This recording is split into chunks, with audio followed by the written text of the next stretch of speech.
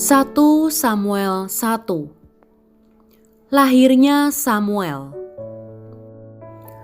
Ada seorang laki-laki dari Ramataim Zofim, dari pegunungan Efraim, namanya Elkana bin Yeroham bin Elihu bin Tohu bin Zuf, seorang Efraim. Orang ini mempunyai 2 istri, yang seorang bernama Hana dan yang lain bernama Penina. Penina mempunyai anak, tetapi Hana tidak. Orang itu dari tahun ke tahun pergi meninggalkan kotanya untuk sujud menyembah dan mempersembahkan korban kepada Tuhan semesta alam di Silo. Di sana yang menjadi imam Tuhan ialah kedua anak Eli, Hofni dan Pinehas. Pada hari Elkana mempersembahkan korban, diberikannya kepada Penina istrinya dan kepada semua anaknya yang laki-laki dan perempuan masing-masing sebagian. Meskipun ia mengasihi Hana, ia memberikan kepada Hana hanya 1 bagian, sebab Tuhan telah menutup kandungannya. Tetapi madunya selalu menyakiti hatinya supaya ia gusar, karena Tuhan telah menutup kandungannya. Demikianlah terjadi dari tahun ke tahun. Setiap kali Hana pergi ke rumah Tuhan, Penina menyakiti hati Hana, sehingga ia menangis dan tidak mau makan. Lalu Elkana suaminya berkata kepadanya, "Hana, mengapa engkau menangis dan mengapa engkau tidak mau makan? Mengapa hatimu sedih? Bukankah aku lebih berharga bagimu daripada 10 anak laki-laki?" Pada suatu kali, setelah mereka habis makan dan minum di Silo, berdirilah Hana, sedang Imam Eli duduk di kursi dekat tiang pintu bait suci Tuhan, dan dengan hati pedih ia berdoa kepada Tuhan sambil menangis terseduh-seduh. Kemudian bernazarlah ia, katanya, "Tuhan semesta alam, jika sungguh-sungguh engkau memperhatikan sengsara hamba-Mu ini dan mengingat kepadaku dan tidak melupakan hamba-Mu ini, tetapi memberikan kepada hamba-Mu ini seorang anak laki-laki, maka aku akan memberikan dia kepada Tuhan untuk seumur hidupnya, dan pisau cukur tidak akan menyentuh kepalanya." Ketika perempuan itu terus-menerus berdoa di hadapan Tuhan, maka Eli mengamat-amati mulut perempuan itu, dan karena Hana berkata-kata dalam hatinya dan hanya bibirnya saja bergerak-gerak, tetapi suaranya tidak kedengaran, maka Eli menyangka perempuan itu mabuk. Lalu kata Eli kepadanya, "Berapa lama lagi engkau berlaku sebagai orang mabuk? Lepaskanlah dirimu daripada mabukmu."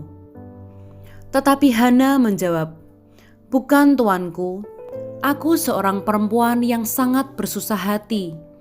Anggur ataupun minuman yang memabukkan tidak kuminum, melainkan aku mencurahkan isi hatiku di hadapan Tuhan. Janganlah anggap hamba-Mu ini seorang perempuan dursila, sebab karena besarnya cemas dan sakit hati, aku berbicara demikian lama." Jawab Eli, "Pergilah dengan selamat, dan Allah Israel akan memberikan kepadamu apa yang engkau minta daripadanya." Sesudah itu berkatalah perempuan itu, "Biarlah hamba-Mu ini mendapat belas kasihan daripadamu." Lalu keluarlah perempuan itu, ia mau makan dan mukanya tidak muram lagi. Keesokan harinya bangunlah mereka itu pagi-pagi, lalu sujud menyembah di hadapan Tuhan. Kemudian pulanglah mereka ke rumahnya di Rama. Ketika Elkana bersetubuh dengan Hana istrinya, Tuhan ingat kepadanya. Maka setahun kemudian mengandunglah Hana dan melahirkan seorang anak laki-laki. Ia menamai anak itu Samuel. Sebab katanya, "Aku telah memintanya daripada Tuhan." Elkana, laki-laki itu, pergi dengan seisi rumahnya mempersembahkan korban sembelihan tahunan dan korban nasarnya kepada Tuhan. Tetapi Hana tidak ikut pergi, sebab katanya kepada suaminya, "Nanti apabila anak itu cerai susu, aku akan mengantarkan dia, maka ia akan menghadap ke hadirat Tuhan dan tinggal di sana seumur hidupnya." Kemudian Elkana, suaminya itu berkata kepadanya, "Perbuatlah apa yang kau pandang baik, tinggallah sampai engkau menyapih dia. Hanya Tuhan kiranya menepati janjinya." Jadi tinggallah perempuan itu dan menyusui anaknya sampai disapihnya. Setelah perempuan itu menyapih anaknya, dibawanyalah dia dengan seekor lembu jantan yang berumur 3 tahun, 1 eva tepung, dan sepuyung anggur, lalu diantarkannya ke dalam rumah Tuhan di Silo. Waktu itu masih kecil betul kanak-kanak itu. Setelah mereka menyembelih lembu, mereka mengantarkan kanak-kanak itu kepada Eli.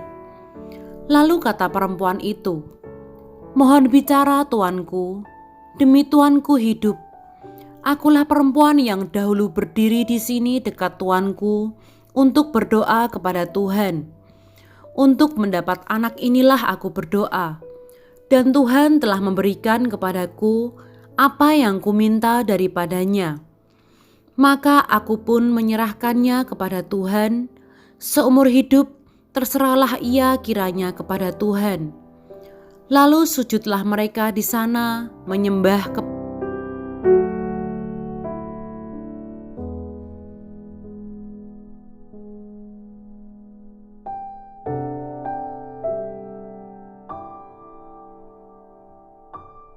1 Samuel 2. Puji-pujian Hana. Lalu berdoalah Hana, katanya, "Hatiku bersukaria karena Tuhan. Tanduk kekuatanku ditinggikan oleh Tuhan. Mulutku mencemoohkan musuhku, sebab aku bersukacita karena pertolonganmu. Tidak ada yang kudus seperti Tuhan, sebab tidak ada yang lain kecuali Engkau, dan tidak ada gunung batu seperti Allah kita. Janganlah kamu selalu berkata sombong, janganlah caci maki keluar dari mulutmu, karena Tuhan itu Allah yang Maha Tahu, dan oleh Dia perbuatan-perbuatan diuji.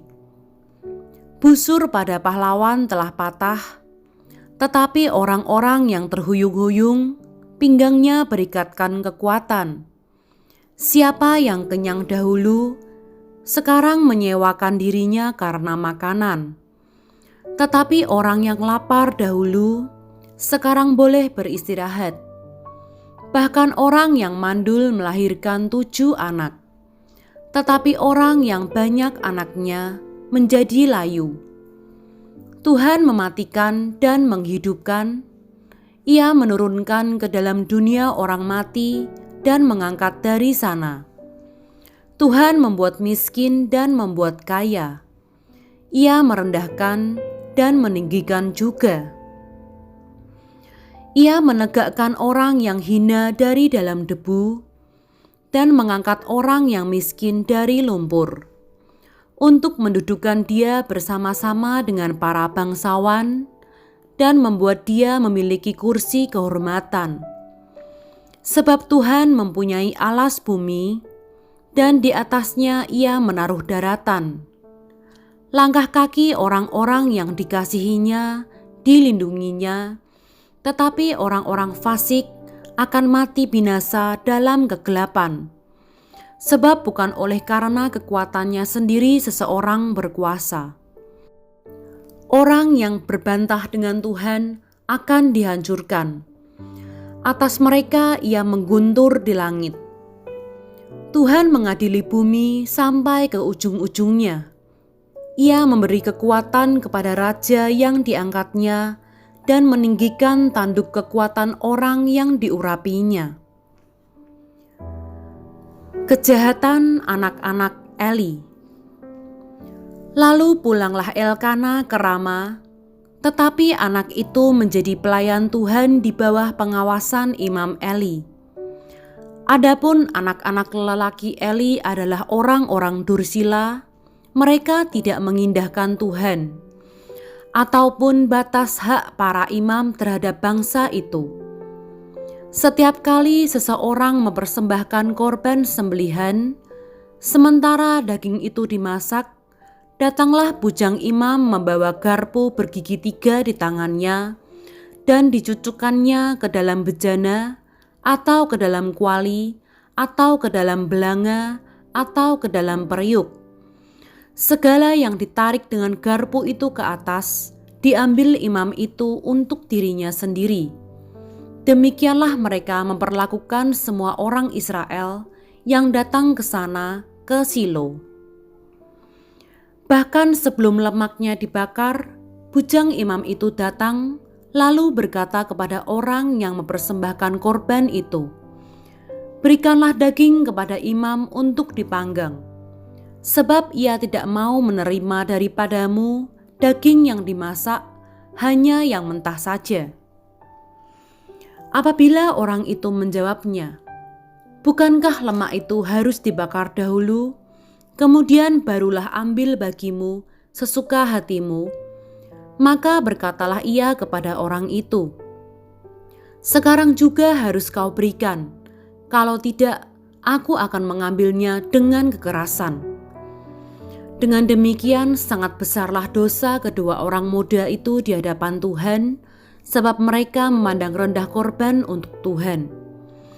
Adapun Samuel menjadi pelayan di hadapan Tuhan, ia masih anak-anak yang tubuhnya berlilitkan baju efod dari kain lenan.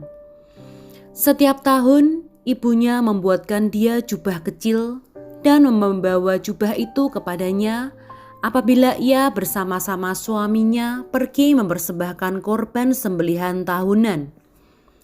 Lalu Eli memberkati Elkana dan istrinya. Katanya, "Tuhan kiranya memberikan keturunan kepadamu dari perempuan ini, pengganti yang telah diserahkannya kepada Tuhan." Sesudah itu pulanglah mereka ke tempat kediamannya. Dan Tuhan mengindahkan Hana sehingga dia mengandung dan melahirkan 3 anak laki-laki dan 2 anak perempuan laki. Sementara itu makin besarlah Samuel yang muda itu di hadapan Tuhan. Eli telah sangat tua. Apabila didengarnya segala sesuatu yang dilakukan anak-anaknya terhadap semua orang Israel, dan bahwa mereka itu tidur dengan perempuan-perempuan yang melayani di depan pintu kemah pertemuan, berkatalah ia kepada mereka, "Mengapa kamu melakukan hal-hal yang begitu, sehingga ku dengar dari segenap bangsa ini tentang perbuatan-perbuatanmu yang jahat itu? Janganlah begitu anak-anakku. Bukan kabar baik yang ku dengar itu, bahwa kamu menyebabkan umat Tuhan melakukan pelanggaran. Jika seseorang berdosa terhadap seorang yang lain, maka Allah yang akan mengadili. Tetapi jika seseorang berdosa kepada Tuhan, siapakah yang menjadi perantara baginya?" Tetapi tidaklah didengarkan mereka perkataan ayahnya itu, sebab Tuhan hendak mematikan mereka. Tetapi Samuel yang muda itu semakin besar dan semakin disukai, baik di hadapan Tuhan maupun di hadapan manusia. Nubuat tentang Eli dan kaum keluarganya. Seorang abdi Allah datang kepada Eli dan berkata kepadanya, "Beginilah firman Tuhan, bukankah dengan nyata aku menyatakan diriku kepada nenek moyangmu ketika mereka masih di Mesir dan takluk kepada keturunan Firaun? Dan aku telah memilihnya dari segala suku Israel menjadi imam bagiku, supaya ia mempersembahkan korban di atas mezbahku, membakar ukupan, dan memakai baju efod di hadapanku. Kepada kaummu telah kuserahkan segala korban api-apian orang Israel.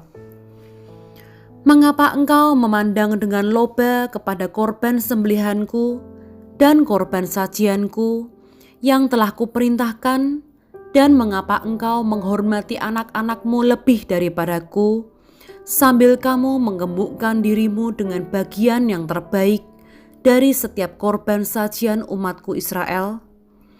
Sebab itu, demikianlah firman Tuhan Allah Israel. Sesungguhnya aku telah berjanji, keluargamu dan kaummu akan hidup di hadapanku selamanya. Tetapi sekarang, demikianlah firman Tuhan, jauhlah hal itu daripadaku, sebab siapa yang menghormati aku akan kuhormati, tetapi siapa yang menghina aku akan dipandang rendah. Sesungguhnya akan datang waktunya bahwa aku akan mematahkan tangan kekuatanmu dan tangan kekuatan kaummu, sehingga tidak ada seorang kakek dalam keluargamu. Maka engkau akan memandang dengan mata permusuhan kepada segala kebaikan yang akan kulakukan kepada Israel, dan dalam keluargamu tak akan ada seorang kakek untuk selamanya. Tetapi seorang daripadamu yang tidak kulenyapkan dari lingkungan mezbahku akan membuat matamu rusak dan jiwamu merana. Segala tambahan keluargamu akan mati oleh pedang lawan.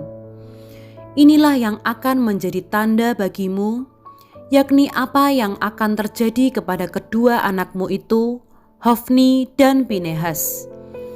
Pada hari yang sama, keduanya akan mati.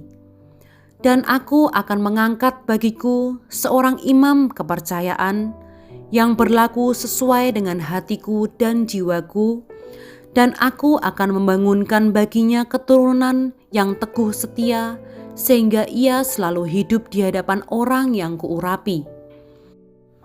Kemudian siapa yang masih tinggal hidup dari keturunanmu akan datang sujud menyembah kepadanya, meminta sekeping uang perak atau sepotong roti, dan akan berkata, tempatkanlah kiranya aku dalam salah satu golongan imam itu, supaya aku dapat makan sekerat roti.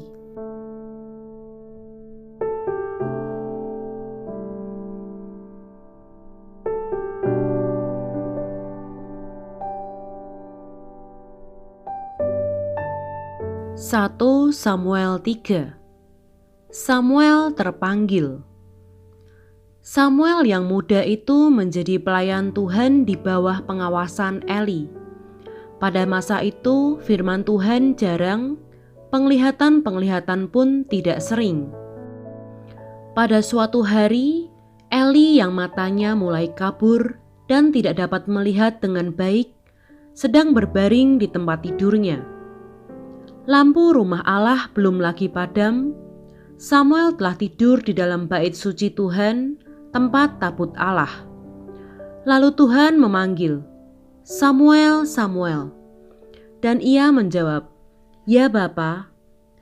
Lalu berlarilah ia kepada Eli serta katanya, "Ya Bapa, bukankah Bapa memanggil aku?" Tetapi Eli berkata, "Aku tidak memanggil, tidurlah kembali." Lalu pergilah ia tidur, dan Tuhan memanggil Samuel sekali lagi. Samuel pun bangunlah, lalu pergi mendapatkan Eli serta berkata, "Ya Bapa, bukankah Bapa memanggil aku?" Tetapi Eli berkata, "Aku tidak memanggil anakku, tidurlah kembali." Samuel belum mengenal Tuhan, firman Tuhan belum pernah dinyatakan kepadanya. Dan Tuhan memanggil Samuel sekali lagi untuk ketiga kalinya. Ia pun bangunlah, lalu pergi mendapatkan Eli serta katanya, "Ya Bapa, bukankah Bapa memanggil aku?" Lalu mengertilah Eli bahwa Tuhanlah yang memanggil anak itu. Sebab itu berkatalah Eli kepada Samuel, "Pergilah tidur, dan apabila ia memanggil engkau, katakanlah, Berbicaralah Tuhan, sebab hamba-Mu ini mendengar. Maka pergilah Samuel dan tidurlah ia di tempat tidurnya. Lalu datanglah Tuhan, berdiri di sana dan memanggil seperti yang sudah-sudah, "Samuel, Samuel." Dan Samuel menjawab, "Berbicaralah, sebab hamba-Mu ini mendengar." Lalu berfirmanlah Tuhan kepada Samuel, "Ketahuilah, aku akan melakukan sesuatu di Israel, sehingga setiap orang yang mendengarnya akan bising kedua telinganya. Pada waktu itu, aku akan menepati kepada Eli segala yang telah kufirmankan tentang keluarganya dari mula sampai akhir. Sebab telah kuberitahukan kepadanya bahwa aku akan menghukum keluarganya untuk selamanya karena dosa yang telah diketahuinya, yakni bahwa anak-anaknya telah menghujat Allah, tetapi ia tidak memarahi mereka. Sebab itu aku telah bersumpah kepada keluarga Eli, bahwa dosa keluarga Eli takkan dihapuskan dengan korban sembelihan atau dengan korban sajian untuk selamanya." Samuel tidur sampai pagi. Kemudian dibukanya pintu rumah Tuhan. Samuel segan memberitahukan penglihatan itu kepada Eli. Tetapi Eli memanggil Samuel, katanya, "Samuel, anakku." Jawab Samuel, "Ya Bapa." Kata Eli, "Apakah yang disampaikannya kepadamu? Janganlah kau sembunyikan kepadaku. Kiranya beginilah Allah menghukum engkau, bahkan lebih lagi daripada itu, jika engkau menyembunyikan sepatah kata pun daripadaku, dari apa yang disampaikannya kepadamu itu." Lalu Samuel memberitahukan semuanya itu kepadanya dengan tidak menyembunyikan sesuatu pun. Kemudian Eli berkata, "Dia Tuhan, biarlah diperbuatnya apa yang dipandangnya baik." Dan Samuel makin besar, dan Tuhan menyertai dia, dan tidak ada satupun dari firman-Nya itu yang dibiarkannya gugur. Maka taulah seluruh Israel dari Dan sampai Beersheba bahwa kepada Samuel telah dipercayakan jabatan Nabi Tuhan. Dan Tuhan selanjutnya menampakkan diri di Silo, sebab ia menyatakan diri di Silo kepada Samuel dengan perantaraan firman-Nya.